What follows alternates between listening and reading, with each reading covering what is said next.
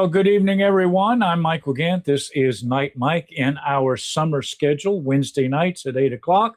That's going to be a temporary thing, but I'm kind of gobbling up my daughter's spot since she's on injured reserve and as she heals up from knee surgery. But at some point during the end of the summer, we're going to be getting into our fall schedule. But for the meantime, so happy that you're in here with us tonight. I've got a couple of very special guests. At least they're special to me. But before I bring them into the studio, I just need to make one program announcement and show you a little bit of a video. Next week, on July 8th, my special guest is going to be Jean Marie Davis. She is the executive director of Branches Family Resource Center. I've got the privilege of serving on her executive board. I'm the chairman of the board there. Very, very exciting ministry. And we're just breaking out all over the place. God is using Jean Marie, I believe, to change the face and the direction of the pro-life movement.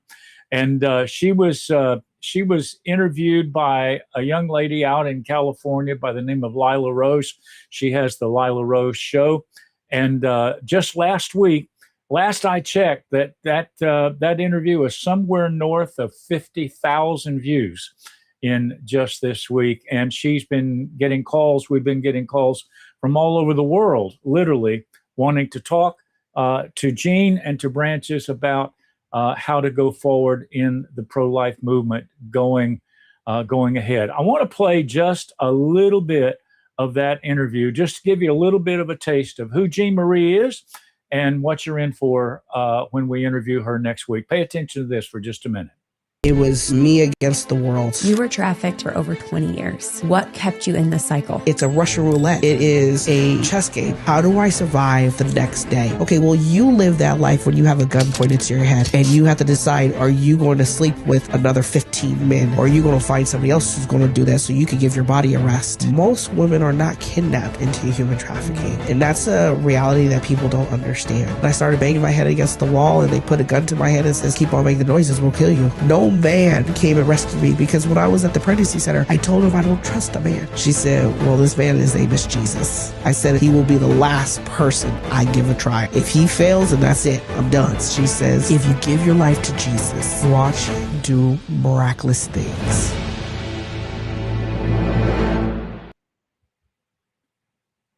And that's Jean Marie Davis, and she's going to be my guest next Wednesday evening at 8 o'clock. Don't miss it. I think it's going to be a really, really important thing. If you want to go to YouTube, check out the Lila Rose Show, look for her interview with Jean Marie Davis. I think you will be blessed. Well, as I said, I have two guests tonight. I'm going to bring them both into the studio. I want to introduce you, first of all, to my daughter, Robin. Robin, I want to say, first of all, thank you for allowing me to slip into your spot while you were not using it. You didn't have much choice. You weren't using it, so I just kind of figured it'd give my viewers something to view on their regular scheduled program, as they'd say. Yeah. So you're planning on coming back the end of August? We'll see. Middle of August. I'm leaving it. I figure we'll talk about that. I do have a guest book. Actually, I was looking today. I have a guest booked for, let's see, August 19th, Roy, who's going to be on from the Crucible Project. So I know at least by the 19th, I got to be on. You'll be back. Because I got Roy on. And I'll have to be finding a new spot. Yes, there you go. We have summer camp there the first week of August. And usually I need a week to recover. And I'm got added that by having the knee surgery. So I figure by second or third week. How's the healing coming on the knee? Doing good. I had PT today. For those of you that haven't had it, you kind of have these markers that you need to get cleared from PT, and I'm just about 5 degrees short of both ways, your extension and your flexation, but mostly what I'm building up is stamina. Good. So, yeah, you look like you were moving pretty good today. I can move good for a little bit. Yeah, it's hard. It's hard on an old man to watch and his daughter walk on a cane. I tell you that. Well, we've moved from the walker to the cane. Yeah, so. You're doing well. Well, my other guest is her little brother. His name's Andrew. Hey, Andrew, how are you tonight? Boy, I don't know how to tell you this, but that hat is not liking your green screen. Yeah, you got to figure that out. It looks like a neon. There you There go. you That's go. better. The shiny head. He was trying to cover up the fact. I don't know what was happening, but the gray in the hat was. Yeah, it was too close to the gray on the wall. Yeah. Yeah, probably. But anyway, well, you look good now. Looks like he's got sun. That your head's not blinking like some kind of alien here. Yeah, no, we definitely had some sun. We had a couple outside days, and it's been well, let me tell you. Let me turn you up just a little bit so I can hear you. I was just telling Robin, and for our guest, we are sitting here in southern Vermont. It is 6 minutes after the hour of 8 o'clock, and it's just barely dipped under 90 degrees. We have been in the high 90s all day long. Yeah, I'm not surprised. And for you guys that are listening, I'm sitting in the spare room, which does not have air conditioning. I did have the door open, but I shut it. So I'm like, if I start having beads of sweat rolling down my head. Well, I have a door just to the left of me here that opens up onto one of the busiest highways in Vermont. So there's always trucks and motorcycles and everything, but I was tempted to leave it open tonight. And then there was a couple, and you will both understand this since you grew up in this house.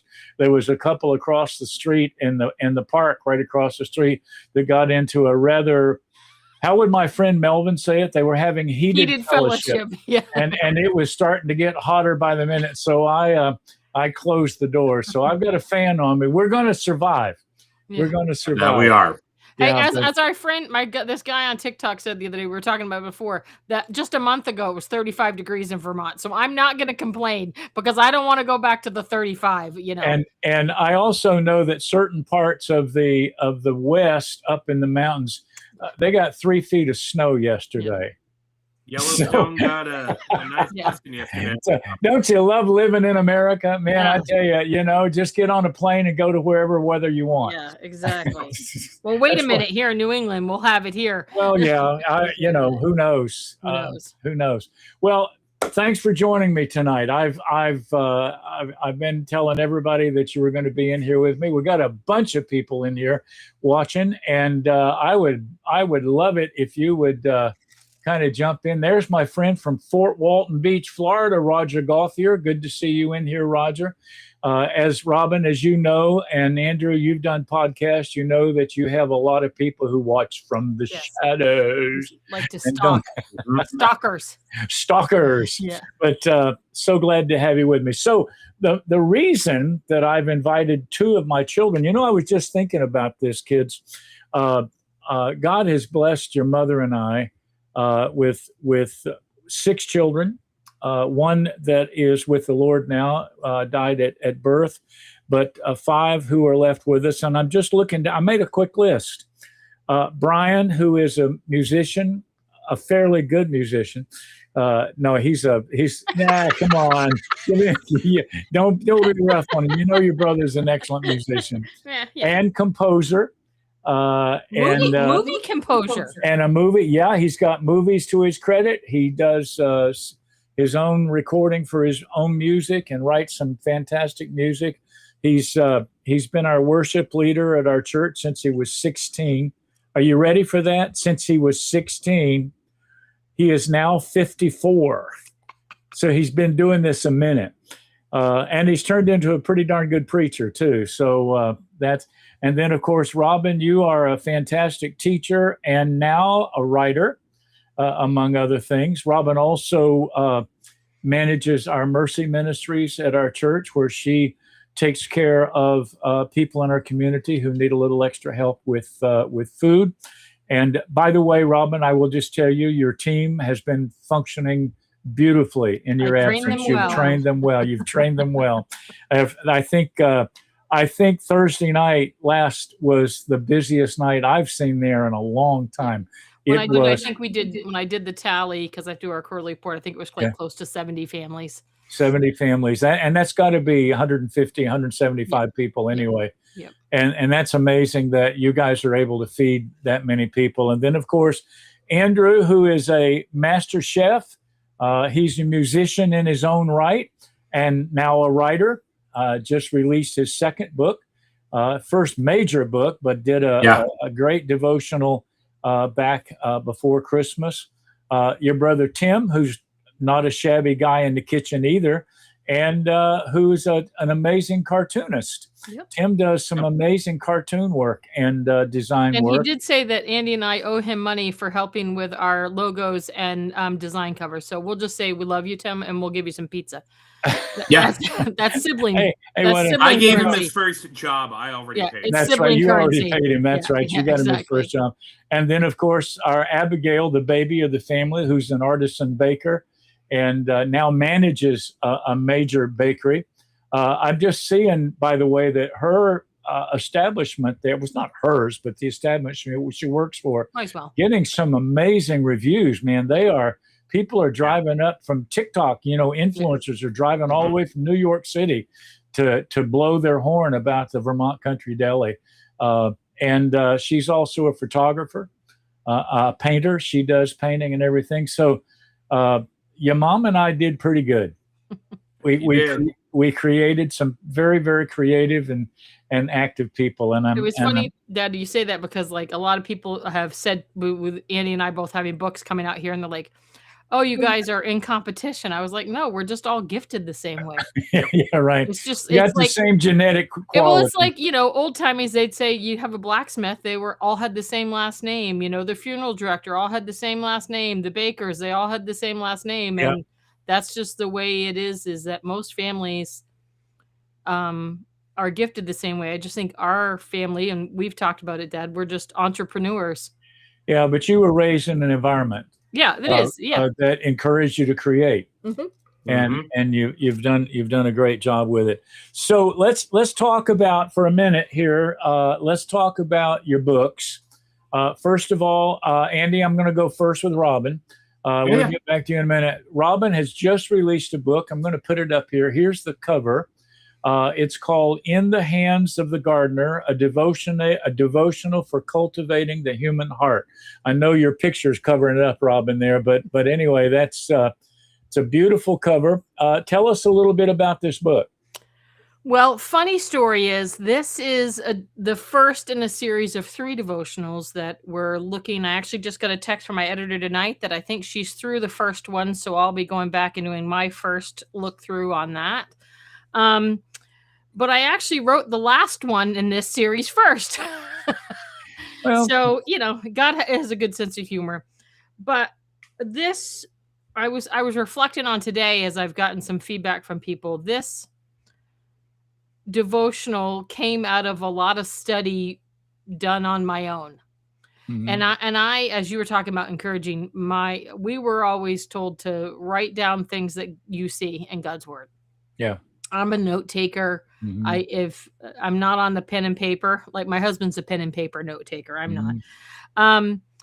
And I think these 3 devotionals that I've paired together, because they go together, they're really a series of work that God did in me.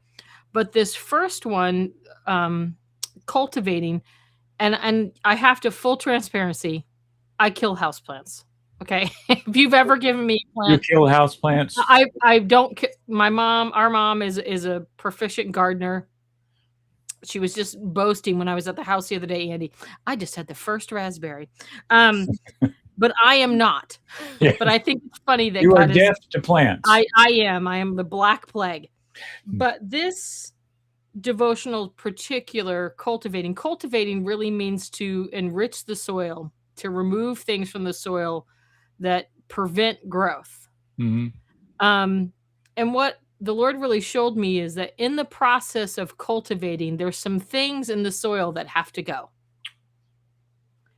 And I, which some of you that know some of my testimony, I spent about a year on the couch, and then I spent about another 3 years being really, really sick. And during that time, I thought, being a preacher's kid, growing up in the church, being saved, being active in ministry, teaching various different Bible studies and camp and retreats, I thought I understood what it meant to surrender and fully trust God. But what I found is it's easier to say that when you don't have to trust. Yeah. Yeah. And this devotional really is a kind of an invitation to step into a place of surrender and trust.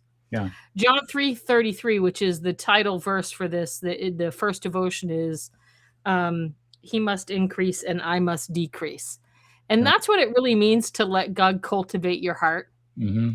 It means there's some stuff in me that needs to get removed. And it's not, although, Dad, you usually rototill the garden. If you've ever rototilled something, that's part of cultivating. It's actually putting oxygen in the ground, removing roots, and it's not a pleasant thing to do. I've ran a rototiller, but it's also not a pleasant process for the soil. Yeah. But what it does is it leaves the soil in a place that fruit, plants, vegetation can grow to their fullest potential. Yeah. Yeah. So let me just guide this a little bit. When I was sharing with people about your book, I said this, Robin has written this out of her own pain. And you mentioned, and I remember very, very well when the first time, and it was right after your youngest was born. Who's getting ready to turn 17 next week. Yeah. Who's getting ready to turn 17. Yeah. You ended up in the emergency room basically thinking you were choking to death. Yeah. And turns out you had an enlarged thymus, I think was the thing. And then the next thing, of course, was the doctor, they looked at x-rays and said, oh, you've got a mass in your chest. You may have cancer. And we ran off to Dartmouth and found out that it was just an enlarged gland, thanks to the doctors for scaring you to death. But the long shot of it is you have a condition. Yep. It's a genetic condition that has to do with your collagen and everything. And you spent close to 4 years basically sidelined. Yeah, I was. And wondering if you were ever going to be able to actually enjoy life. I kind of think that what happened, what I experienced was grief. Yeah. That I thought, well, I've had a good run. Literally, like I've had a good run, but hearing the words wheelchair, feeding tubes, those are some of the words that were spoken to me. And I kind of came to a place. I actually was talking to one of my physical therapists because I'm like we talked about before here. I'm recovering from knee surgery. And she said, you're just inspire me. And I said, I really made a decision. And I remember when it was, I made a decision that I wasn't going to just lay down and die. Yep. that was the option. And actually my friend Ann Potter, who's a wonderful deaf woman of God, told me one time that the devil was trying to steal my ministry. Yeah. And at the time I wasn't ready to receive it. I was like, But the kingdom of God often works in ways that feel upside down to us. Mm-hmm. And I believe now that yes, the enemy was trying to steal my ministry, but God was trying to cultivate my heart. Yeah. And I was not going to be still. Right now I'm recovering, and my husband often reminds me I'm 1 month today, and he'll say, Robin, you just had major surgery 1 month ago.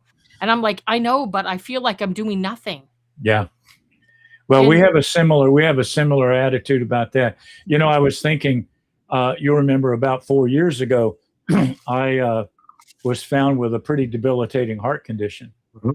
And I went through the same kind of grieving process because for a while, I couldn't stand up and preach. I had no energy. I couldn't stay out of bed. I was exhausted all the time. Well, I bless God that through good doctors and some surgical procedures and everything, I'm actually in pretty good health right now. And your mother's got me on a pretty rigid diet, so I'm losing weight and I'm getting energy. So. But I know what that feels like, to feel like, man, I'm done. Yep. I'm done. And then I just refuse to accept it But for a while there, I was just about ready to throw up my hands and say, well, I'm an old man. I'll go do what old men do, except I don't do what old men do very well. I think I think this series of books came about, and actually the podcast name Blooming in a Cage was I didn't feel fruitful. Mm-hmm.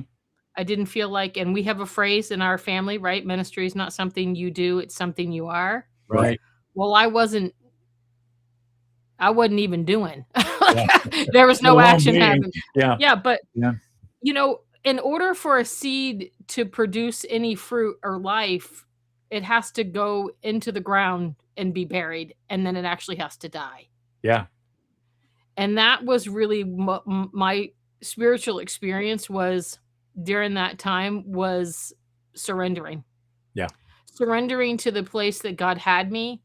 And I have had more fruit in my ministry in the last 12 years than I probably ever would have had I not had that experience of going, okay, God, I can't fix this.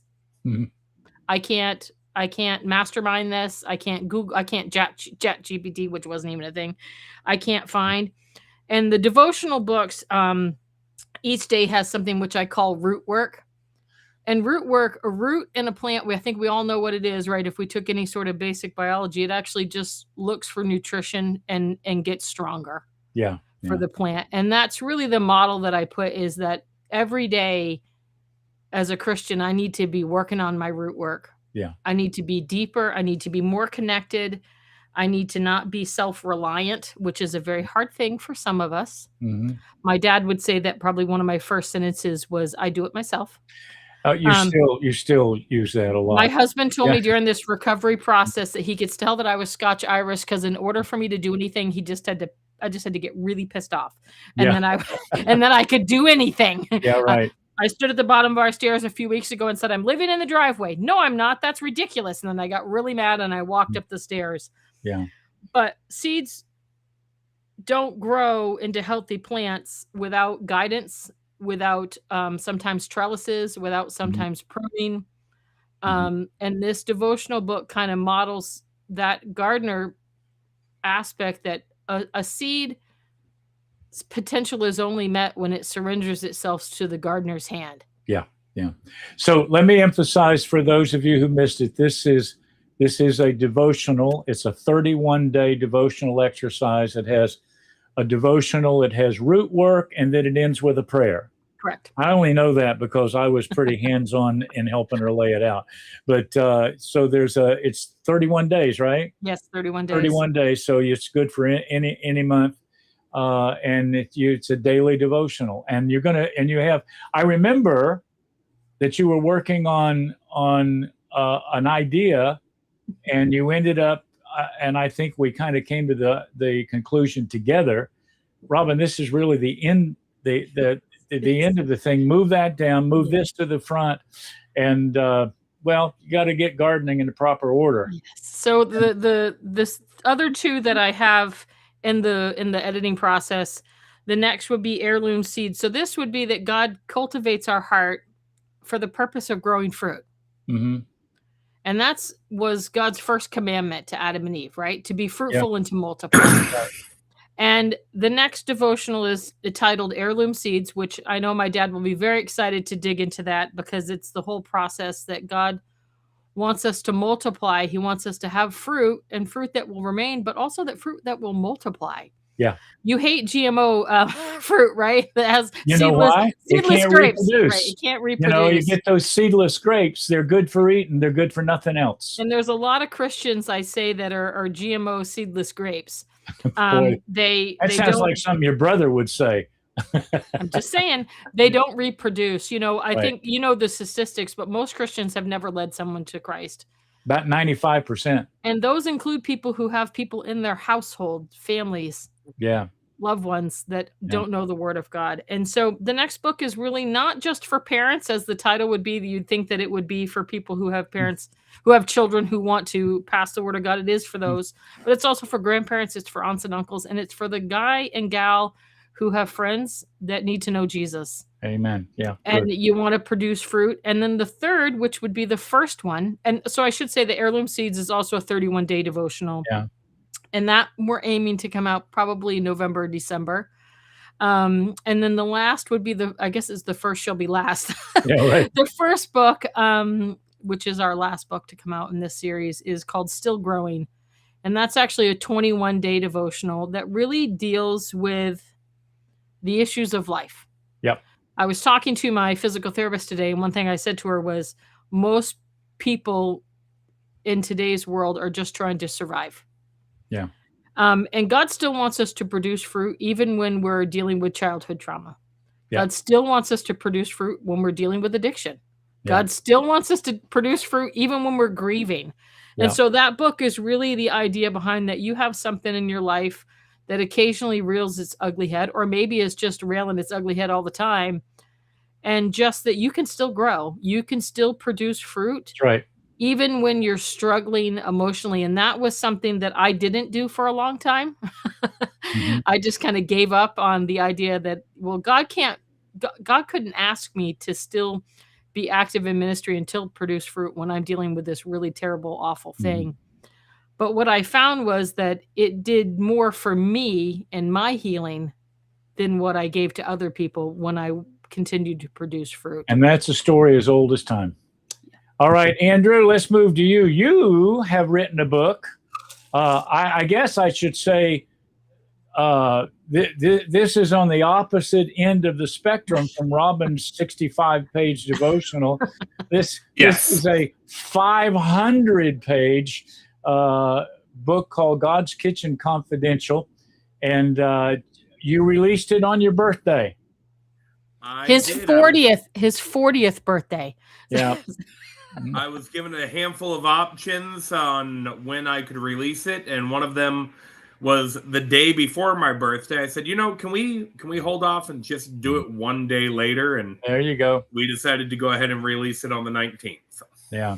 So tell us about God's Kitchen Confidential.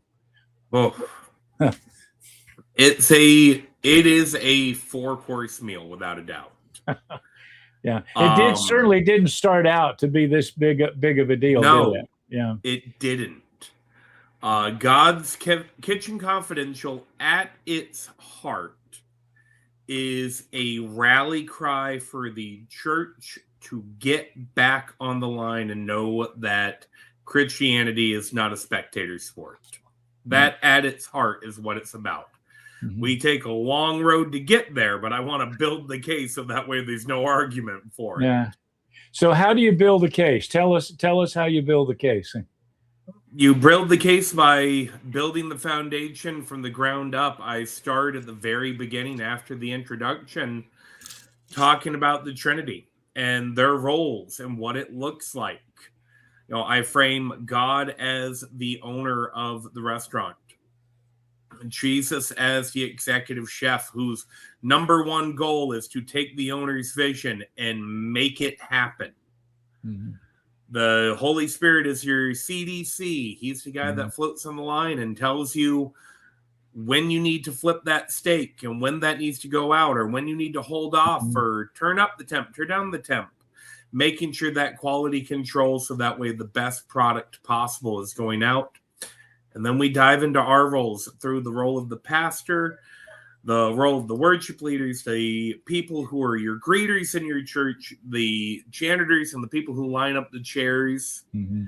And then we dive into how to use the skills that you have and how they line up. And all of this is framed through the eyes of the kitchen. I just there may be some people who watch this who don't understand that Andrew has been in the hospitality industry for 25 years. 25 years. You started as a high schooler.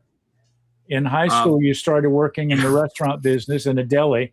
But Andrew is a master chef. He's been named one of the top chefs in Savannah last year or the year before. I don't remember, sometime recently.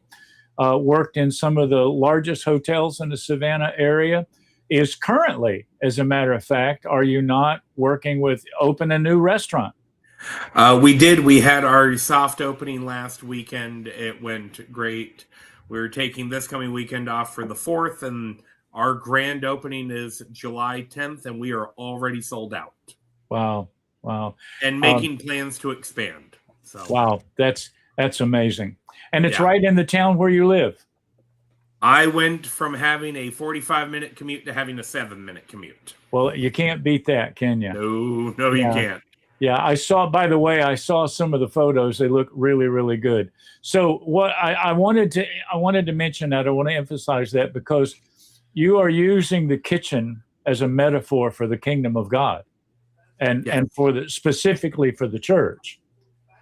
And I think one of the things that I appreciate, and of course I worked with you some as we were going through this thing, is that you don't let anybody off the hook. No. In terms of if you're a part, as a matter of fact, I'm going to quote you, and I'd love you to really speak to it, because we're not going to go through 500 pages of this material, all right, tonight. But I heard you say in a recent interview, and I've heard you say it before, but as a pastor, it really resonated with me. You said, and I'll paraphrase it, but you said, if you go to church on Sunday morning, stand up when you're supposed to stand up, sit down when you're supposed to sit down, pay attention when you're supposed to pay attention, put some money in the box, and then go home, and then come back next week and do the same thing. Don't call yourself a member of that church. Absolutely. What are you? The example I use is, I want anyone who's listening, go to your local restaurant. I know I have a restaurant we go to every Sunday with a group of people from church. We're there every week. Yeah. I want you to go to your Sunday restaurant, go there every week after church, and on the 4th week, look up and ask for the employee discount. See what happens. Now, I want you to frame that and the fact, and this is not the kindest wording, but it's the most honest. One of the biggest lies pastors have told their congregation today is, you are part of this church because you show up every week. You're not part of this church. You just happen to come here every week. You're basically if you're not a visitor. active in ministry, you're not part of that church. You're not part of the body. Get active in it. Parts of the body that don't do what they need to do or not active often end up getting cut off. And Christ spoke at length about that. We have to be active in it. Like I said before, the main rally cry of this book is Christianity, church life, ministry is not a spectator sport. It's not something where we look up and go, oh, I'm really, really big into missions. I give every month. No, you're not big into missions. You help fund it. Yeah, yeah. Which is important. What is important? We need him. Yeah, but I hear what you're saying. If you go to you go to your favorite restaurant, take a peek in the kitchen. There's nobody standing there watching. And if they are, they're not there for long because they're probably getting fired later. Yeah, yeah. Or they're not supposed to be there in the first place. Or they're not supposed to be there in the first place. Yeah. So you run down the pastor, the apostle, the evangelist, the prophet, the teacher, the deacons, the custodian. The second course, because I actually have the book coursed out for people. Just like a multi-course meal. Just like how you can get through it. You just take little bites at a time. Yeah. I absolutely frame out in the index. Course 1, salad course. God the Father. Break it right down. Straight through all the positions in the church. The second course is talking about Paul's fivefold ministry. And what I did on that is I framed the fivefold ministry as different cooking styles. And the reason I did that is because we have so many people who will love to say, well, prophecy's not for today. There are no modern day apostles. No, there are, They have their place. So I framed his fivefold ministry as different cooking styles because none of these cooking styles are wrong. And they're all needed in their certain spot. I framed the evangelist as the street cook. You don't know how many people you may encounter wanting food that day. You need to be prepared for whatever comes to you. That's kind of like Robin. Yeah. I that's promise. me. That's me. I frame the pastor of your church, and as a professional chef, I felt bad framing it this way, but we all need these. I frame the pastor of the church as the home cook, the one who's making the nutritious comfort food that you're going to be able to swallow. I frame the prophet as the spice master that knows how to flavor it and ultimately knows when it needs to be flipped and can help fix your dish. And ultimately, anytime that guy leaves the kitchen, someone looks up and goes, I hate that guy. I know that guy. I hate that guy. I am that guy. I am that guy. That one was pretty easy to write. Yeah, right. I frame the apostle as the fusion cook, the guy who walks into the kitchen and goes, we have this in this area. We have this in this area, and I see a need here. I'm pretty sure I'm going to be able to take these two and put them together to meet this need. Mm-hmm. And then from there, it is the third course, I will be honest, is a bit of a reprimand of you lazy people sitting in the back of the pew. How dare you? In a recent interview, I stated, one of my biggest grievances is when someone looks up and says, no, I'm a Christian like you, and then acts completely different. I'm sorry, brother. If you're going to say you're like me, make sure we are in the same boat and on the same team. And it really is just pulling for the church to get into action, get on the line, grab a towel, grab a knife. There's people who need to be fed, because ultimately, when you work in a restaurant, you're not cooking for you. Right. You're not cooking for your glory. You're cooking for other people. As my father stated, we just opened a restaurant. We've been doing hospitality training with a series of, this isn't about your feelings. This isn't your menu. This isn't your restaurant. You are here to give what the owner and the chef have provided for the guests that are walking in the door and to meet the needs that they have. Despite if you like the person sitting in the seat, despite if they were kind or not to you. Mm-hmm. What they are here for a need, and we are here to meet it. And how dare we sit in the back of the restaurant and go, oh, that's someone else's job to meet that need of that hungry person. Mm-hmm.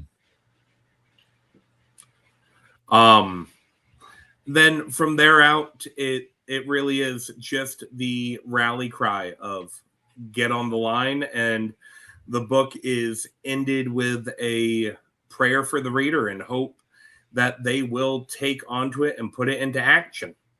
Yeah. I'm sure that every pastor is cheering for this book to get into a lot of hands as soon as. Listen, I want to ask both of you a question. I wrote this down early.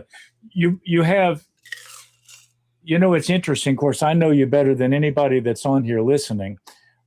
You two are actually very similar personalities. Yeah. That's because I raised him. He was my baby. That's right. Well, he is quite a bit younger than you. For those of you who don't know, there's 12, 13 years difference between Andrew and Robin. Yeah, that's why I gave my age. He's 40. You can take a guess how old I am. Yeah, you're what, 29 again? Yeah, 29 again. Thank you.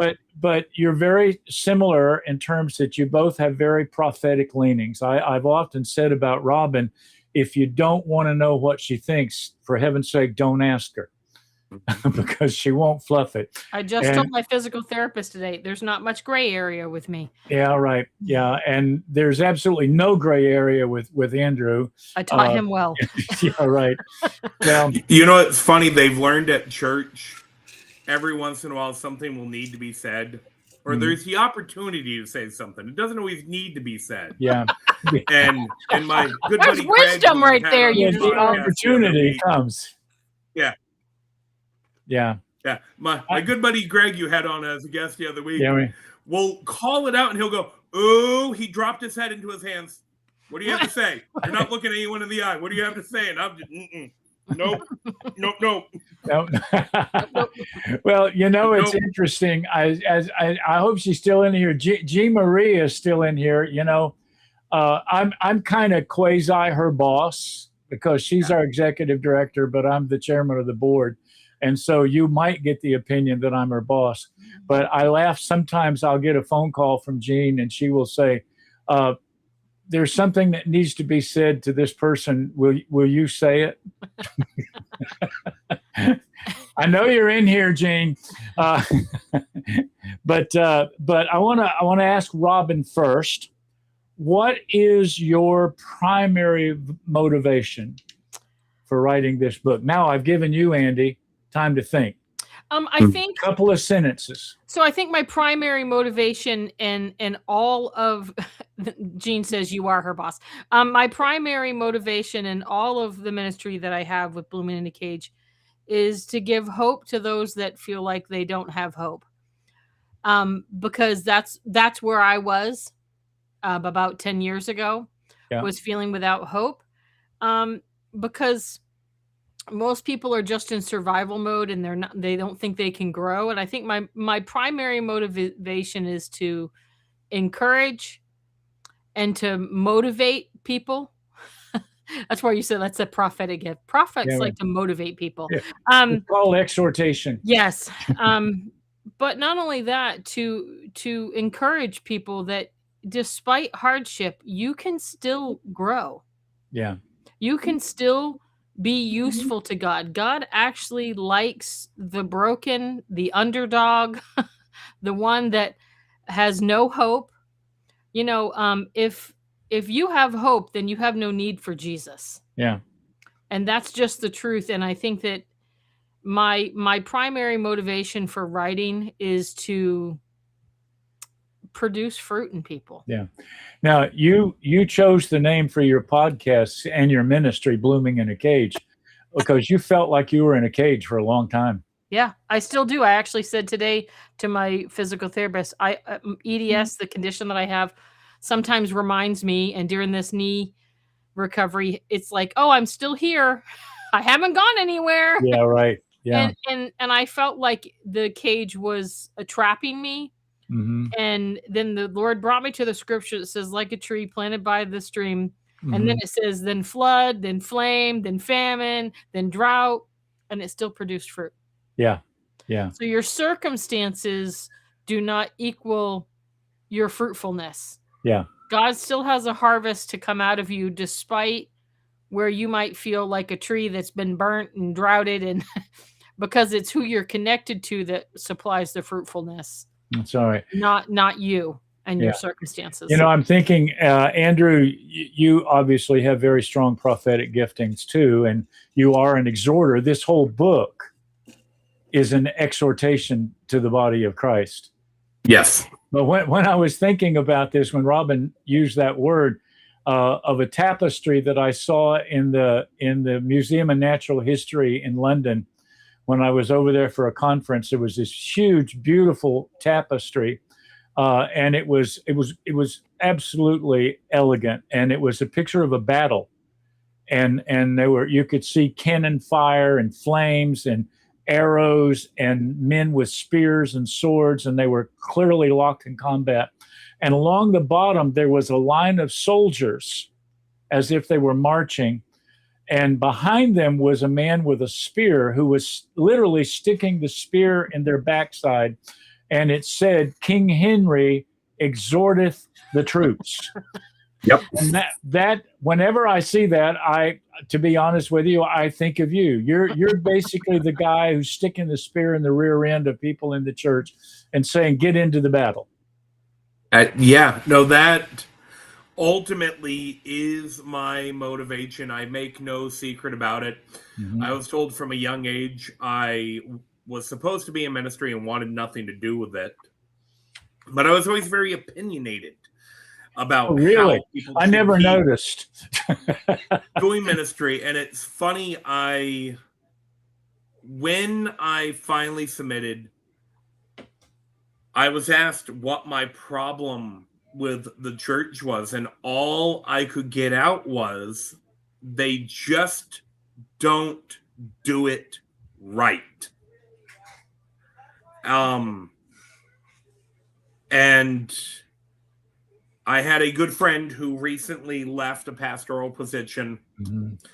and when I asked why, his response was, "I just can't take the pharisaical, performative business model of the church anymore. I need something real." That's my motivation. I couldn't stand the performative, pharisaical business model of the church anymore. And as I stated when I first started writing, what I really need to have time to get back to, but it's been so busy the past couple months, Story of every is writer's life. More time. more time, is I am cursed by my last name. I have something to say.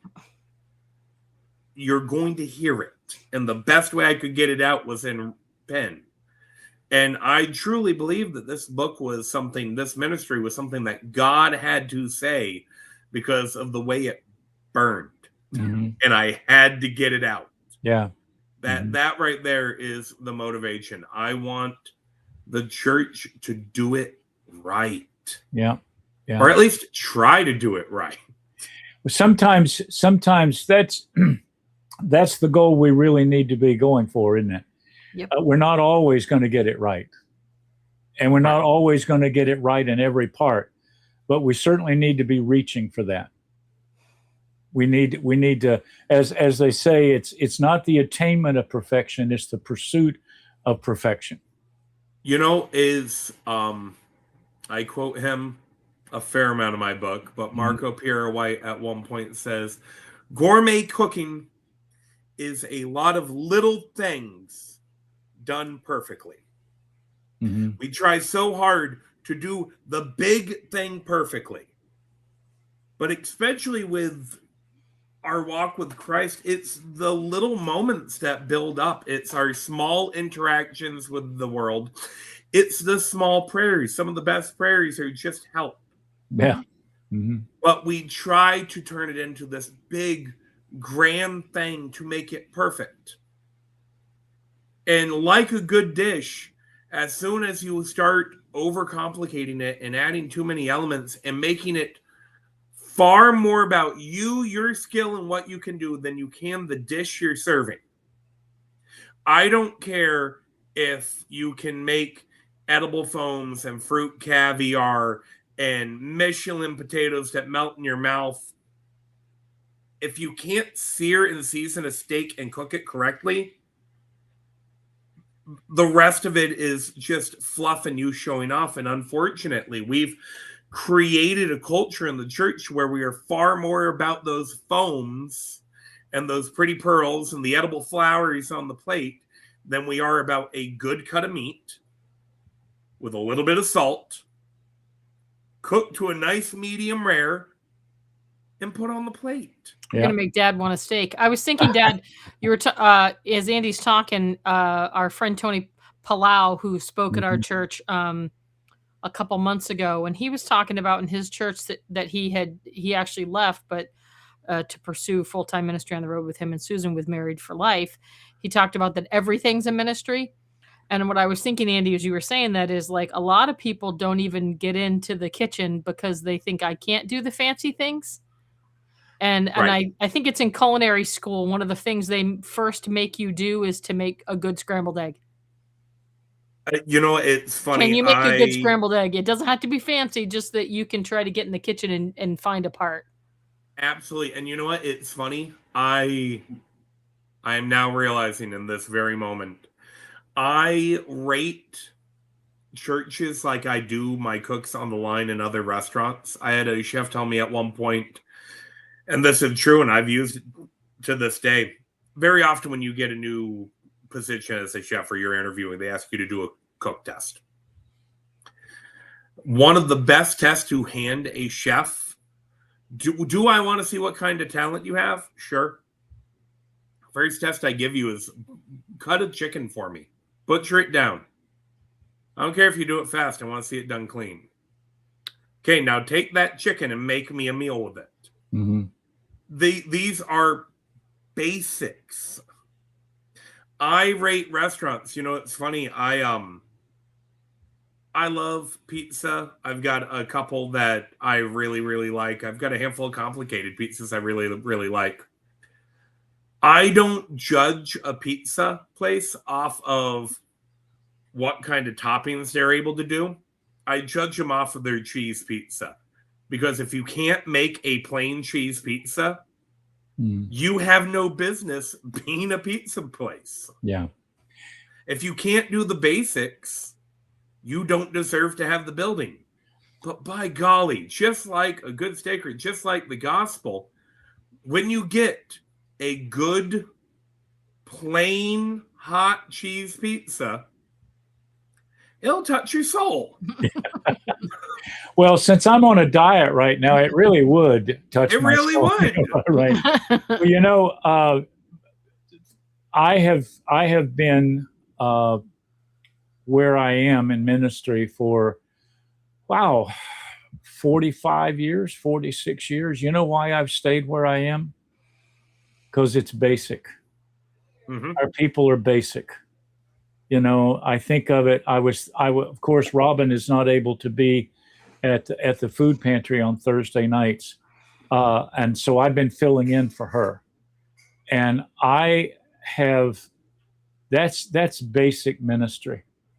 That's greeting somebody at the door. I've been given the high and illuminated task of signing people in. And so they give me an iPad and I walk out the door and I don't come back. And somebody will come looking for me. Your mother sent somebody to look for me. I'm outside talking all the way up and down that line and absolutely loving every minute of it. And I know, Robin, your husband, Wayne, does the same thing. He knows everybody in that line.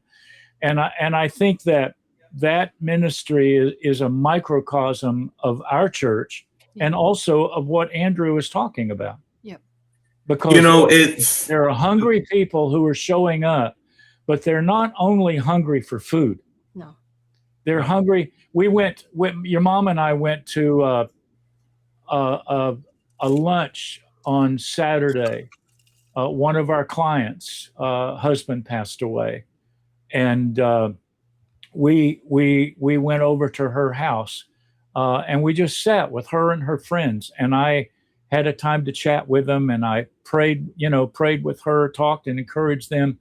And that's fundamental basic ministry. It's not showing off, it's doing, and I watched your brother the other day spend a whole day with somebody, a day that he did not have to give up, but was going through a tough time. And he went from one end of this state to the other and then down into Connecticut to help this guy get settled. And that doesn't show up on the resume, and it doesn't show up in what makes a church great, but that's what makes a church great. Right. I go back to when I first started writing, I called the ministry Salt, Light, and Hospitality, and the two main verses that I drew from with it were Matthew 5:13, but the Church of Acts 2. We think we need to be so complicated with our worship, and we have to make sure we have the 5 choruses and the 2 hymns for Gladys in the back, and we need the new LED screen and the 12-piece band, and the curated video before the sermon that I purchased online because I was able to buy the whole series on fasting on sermons.net. But in all reality, the church grew the fastest when they dedicated themselves to the teaching of the apostles and broke bread together. Yeah. Yep. Yeah. They did life together. That's it. They were invested in each other's lives. They weren't concerned about the VBS program or that the youth group broke 4 more chairs or that the coffer was getting a little bit low. They worried about preaching and doing life together. Yeah. They worried about And people. that's it. They worried about people. They worried about the people, not their program. And that is my point. I grew up in a very people-oriented ministry. You know my mentor, my spiritual dad, and he was all about people. I don't know any other way to do it. Yep. But I'm with you. I get a little weary of the smoke machines and we do live stream. Yep. But I get on the live stream every once in a while and tell people, if you're able-bodied and sitting home on your sofa, get your butt up and get into church. This is not a substitute for being in the house of God, and it's not a substitute for ministry. Our live streaming is for people who are not able to be there or who are not inclined to be there. Yep. Right. Because, we want to reach them, but we're not. I guess, I've got a couple minutes. I'll expose myself a little bit. When I was a young man, I had visions of building a big ministry, a big church somewhere, but I grew up out of nothing, and I spent a lot of the early years, and I didn't realize it until later, trying to make everybody wrong about me. Because when I was a kid, basically everybody, you're from the situation you came from, you'll never amount to anything. And nobody could ever know what that does to a young guy. And I spent a lot of years trying to prove people wrong. And one day, the Lord convinced me, you don't need to convince anybody. You need to convince me, and nobody else really matters. That was a very transformative day in my life. When I stopped trying to get the approval of men or the admiration of men or whatever, and then just said, I'm going to put my people first. I'm going to put my people first. And I think anybody that's been in ministry for a long time, gosh, I got enough. I don't want more. That's what I say. Like, I think most people, if they think about I can't even imagine having a ministry that had like 5,000 people that attended. Whoa. You know what? It's funny. In That's terrifying. In the very first chapter, me and my house guest that I have, I've got a hobo living in with me at the moment. But we were. Hey, don't talk about my kid that way. My kid. We were discussing the first chapter. I gave them a copy of the book, and they were reading through it, and it talks about how most owners, when they open up a restaurant, open it up for them. I'm currently opening up a restaurant, and I'm absolutely loving seeing the post come out from the owner talking about the win that they have gotten with opening it. Mm-hmm. But when God opened this restaurant, when the visionary owner opened the restaurant, like all owners, he did it for his glory. Right. Right. But the difference between him and other owners make the restaurant for them and their glory. Right. God made it for us for his glory. Yeah. And there is a big difference there. Right. Literally. And that's what ministry is. So many people get caught up in their title. Yeah. In their glory. And look what I've built. Yeah. Don't get me wrong. As a chef, I talk in the book, one of my favorite moments is being able to look out and see a guest take a bite of food and just see the bliss that comes over with that first bite. I love it. I absolutely love it. But that's not the kind of glory that God made it for. That's not the kind of satisfaction that he made it for. Mm-hmm. And so many people in ministry miss that, and they get so caught up in their glory for him. Yeah. Well, I think Robin. I've heard so many pastors talk about my ministry. Yeah. Right. Yeah. None of this is ours. Yeah. Right. Well, Robin said earlier, we're going to have to cut this short, but thank all of you who've joined in. I see my buddy Job, who's from Kenya, but in New Jersey, and Dave and Jean and Roger, and I don't know who else is in here, but thank you for joining us. But Robin started out when she was talking about in the hands of the gardener. Her first verse was, "He must increase, I must decrease." Yeah. And I think a lot of us, and I will include myself in it, though I labor in my spirit and my heart every day not to fall prey to it. Certainly at this point in my life, the temptation to get big.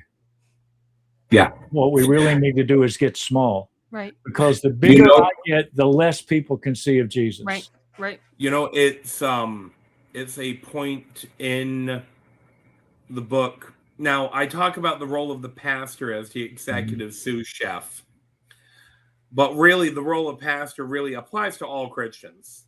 It's not just talking about the role, because we're all called to preach and evangelize.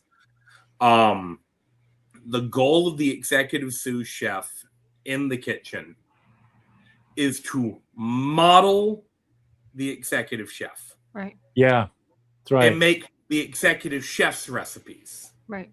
Yeah. And do what the executive chef laid out. And make them like the executive chef wants them. To become like the executive chef and make them how they want them. Yeah. And it's our job to model the executive chef on the line while he's not here. Yeah. Right. Yeah. That is our role, is to model Christ here on the line while he's not here. Yeah. And I go into the book later on the dangers of the rogue cook who looks up and goes, I know better than the chef. My recipe's better. No, I've worked with plenty of road cooks. It's never better. Yeah. All right. Listen, kids, thank you very much. I want to say, with all of the people watching, I'm very proud of both of you. And it's the kind of pride I'm allowed to have as a father, because you both have your own voice. I listened to your brother preach on Sunday. He started a new series, and it's an amazing thing to have been the pastor of a church for more than 45 years and to turn it over to a younger fella, and you can't wait to see what he's going to do. I actually laughed at you, Dad, Sunday, because I heard you go, well, that's right. And I was like, I said, oh, see there, Dad's learning stuff. I don't know what it was. But No, I wasn't learning anything. I was agreeing with him. It was like you had an illumination. It was like, wow, that's right. Yeah, it is right. And it is a blessing to listen to both of you, to listen to your older brother who's found his place in the ministry. This series, Let God Arise, that he just began Sunday, is going to be amazing. It started out amazing. It's going to be amazing. But thank you both for joining in. You blessed my heart tonight. I hope you blessed other people's hearts. Thank you all who've been in the chat and in the stream, hiding and lurking in the shadows. We appreciate your watching. There'll be a lot of people watch it going forward. But thank you both for coming on tonight. I'm going to say goodbye to you now and say goodbye to everyone else. Talk to you later. Well, folks, that was my son and my daughter, Andrew and Robin, talking about their books that they have written. Man, what a blessing to listen to them, to talk with them, and to hear what God has laid on their heart. Listen, I'm Mike Gantt. Hey, tune in next week, July 8th, for my interview with Jean Marie Davis, our executive director at Branches Family Resource Center. You're going to be blessed. In the meantime, I'm going to say good night now. God bless. We'll see you again next time.